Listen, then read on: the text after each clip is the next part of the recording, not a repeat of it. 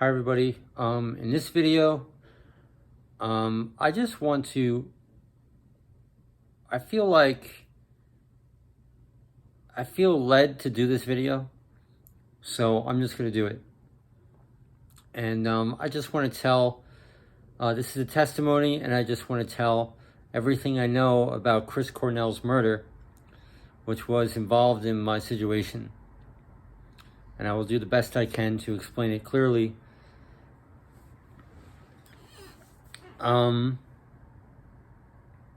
The situation going on in Long Island,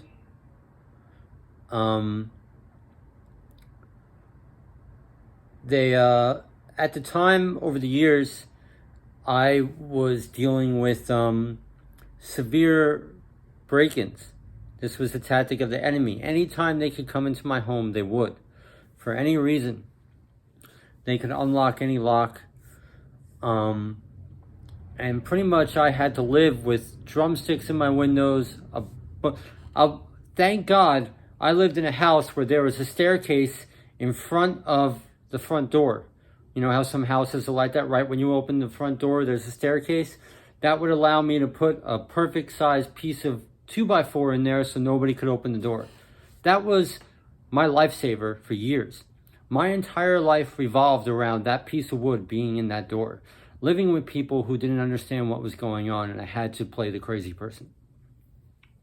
As these people who have complete surveillance, physical and emotional, and they know your thoughts, and they're even ahead of us in time under surveillance, so they can manipulate a whole situation very easily and come into your home when no one's looking. Even when they're just in the other room, they could easily slip in. So that's how I was living. And I was locked down. And my enemy, what was going on there, they eventually murdered my best friend's father, who was like a father to me, okay? You know, we were very close. And the reason why they murdered him, as far as I know, was to simply get me out of the house, because they couldn't get me.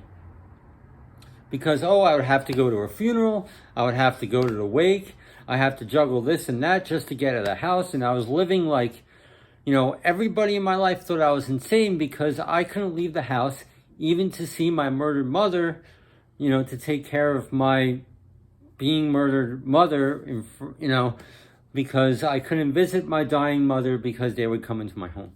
The people that were murdering my mother would come into my home. And so that was why they killed my best friend's father. Their goal was to just get me out of the house. I would have to go to the wake, I would have to go to the funeral. And I did go to the funeral, and they never got in.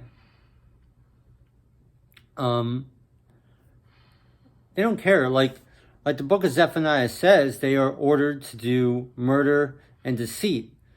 And the way these non-humans, these lizards, operate is unless they cause trauma happens to them. They cannot exist without murder, without blood. Does that make any sense? Like, if they are not, I've seen this in my own eyes, if they're not causing trauma, stress, or anxiety to somebody, that bad things happen to them. So they need that. They need to kill in order to exist. They need to feast on the blood of children in order to exist. So, and that's how it is. You sign your soul to the devil makes sure you got, you're on that leash, man. There's no way out. So, okay. So they murdered my best friend's father. And of course, after they do this is a broad, draconian stroke, whatever word you want to use. Then the next step is that they set you up for the murder. And, I'm the weird guy talking about all these weird things, and people are mysteriously dying, and, what better to, make you the suspect while they just sit and laugh, puppeteer everybody and just laugh while everybody, goes crazy, not knowing they're just right there in the background, acting as normal society.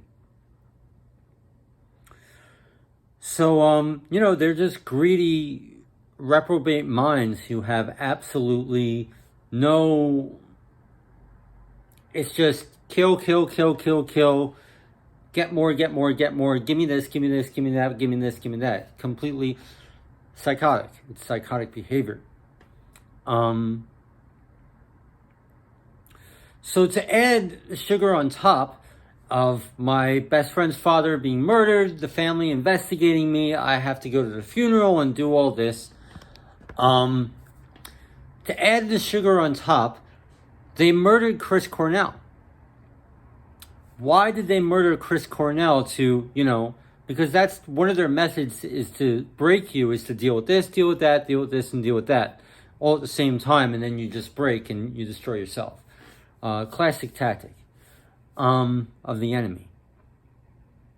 So why did they murder Chris Cornell? Well, all these weird things are happening. People are dying, and I was already being accused. I was already investigated by my best friend's family, and of course I don't hold it against them. And so they murdered Chris Cornell, hopefully for the icing on the cake. Why? Because my best friend's wife was a huge fan of him. Oh, all these people are mysteriously dying. It's Seth's fault. Just because she was a huge fan of him, they murdered him in the hope that they would just keep coming after me. Like, this is, what the devil does. Let your yes be yes, your no be no. Anything else is from the evil one. Oh, what, this is weird. It's so weird. It must be you, Who needs the truth when you have accusations? That's the devil's scheme. So it is so, pardon the language, it is such a stupid plot that never fruitioned. No one in the family ever made the connection that the death of Chris Cornell had anything to do with me. It never happened. It was just an unthought out plan. It is so stupid and so greedy. I don't even think the people watching this video can even conceive why anybody would do that. It was just because my best friend's wife was a big fan of his. And they're like, well, kill him. And then maybe they'll keep going after him more. It didn't work. And that was the mentality. Oh, well, we screwed up. All right, what's next? This man had a family and all that kind of stuff.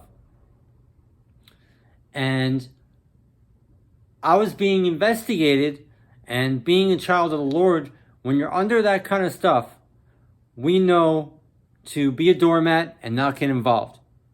All right, I believe those were the instructions the Lord gave me. Be a doormat and don't get involved. And I did, and it always works. The enemy discredits themselves. You just don't get involved. So I never really paid attention to what was released in the murders. I do know that Chris Cornell was found locked in his bathroom with something, choking himself with something very horribly sexual. Okay, so how was he able to be murdered if he was locked in the bathroom? Well, number one, the enemy has access to another dimension. They could very easily, through another dimension, kill you, lock you in a bathroom, and leave without a trace. If the Lord allows those doors, those thresholds to be gone through. Let me make an example, okay, of how this interdimensionality works. The enemy feeds off your stress and anxiety. They need it to survive. So you have to be stressed out. I mean, look at me, man. I look like I'm 70. I'm 41 going on 70. They need to stress you out. And they just feed off that trauma. It's a vampiric system. So they could survive. Do you understand? They don't just kill you. They drain you. They wax you old as a garment. So part of the persecution, I've had experiences where, here we go. This is a wall, okay? I have a wall. There's nothing behind this wall. But they have the ability, out of nowhere, when I'm completely relaxed, of course, you'll just hear somebody moving really heavy furniture inside the wall. A complete impossibility. The only way it's possible is through another dimension. So, if you could somehow conceive. So, to me, it's very easy to understand how Chris Cornell was murdered being locked in the bathroom, is that they did it through another dimension. It's not that hard to understand. And another broad stroke of the enemy is they use something weird and something perverted. Guys, anybody been following me? How many times have I been accused of something weird and something perverted? And that is the tactic of the enemy. Oh, that's so awkward and weird. You must be guilty, because it makes us cringe. It makes people not even think any rationality. They're just so disgusted that they just come against you. That's the tactic.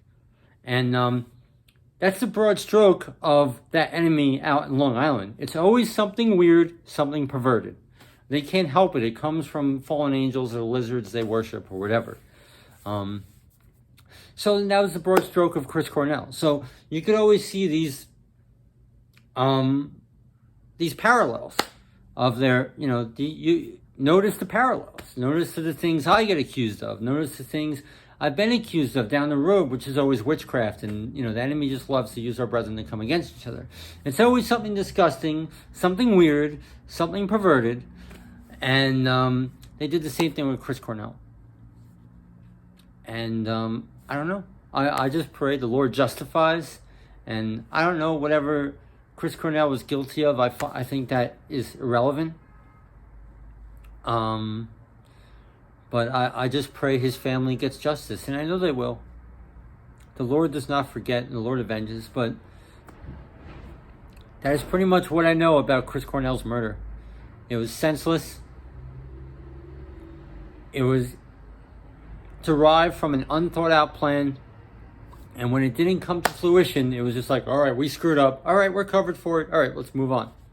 Well, that's how they are. They have no problem killing innocent lives. That's my testimony. And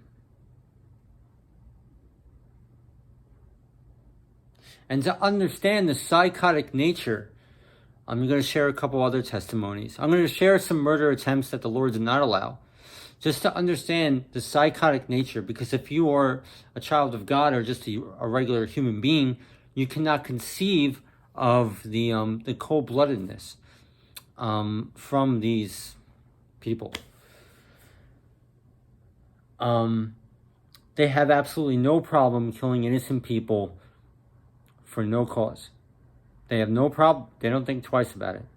Let me give you some examples. The first murder attempt I experienced, close to my house in Long Island, they have a fair at the train station.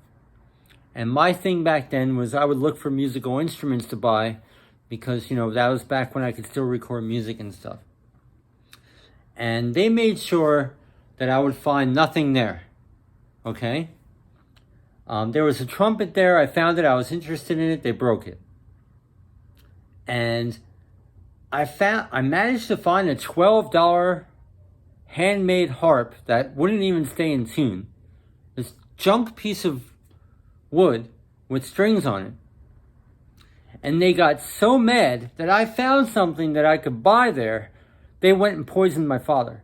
Someone has to die now. Which the Lord didn't allow to happen, but they did it. And I had to realize, watching everyone around me look at me sad, and everyone knowing what's going on, this isn't happening, Very painful. And I'll give you another example. I would have, I had my bathroom redone during this time in my life. And the construction guys that were working on my bathroom, I was going for a walk outside while they were working on my bathroom, and I was in a good mood. The enemy couldn't get me down for that 3 minutes I was going on a walk. And they can't have that. It's like, oh, well, we could make your we can make your mood sour. We'll just kill the construction guys. They interdimensionally poisoned the cement they were using, so it would just intoxicate everything. The Lord didn't allow it. But they looked at me like, yeah, well, deal with two murdered men in your house now. That'll kill your mood. These people have families, have nothing to do with anything. This is how it is. This is how it is. But the Lord didn't allow these things. So I just want to give a clue of what we're dealing with. It's nothing to them. It means absolutely nothing to them. And you look in Zephaniah, they're ordered to do violence and deceit. And it's so much to the fact where if they don't commit violence and deceit, trauma, pain, stress, anxiety, bad things happen to them naturally. It's like a vampiric system. So, all right, thank you for tuning in, guys. God bless you.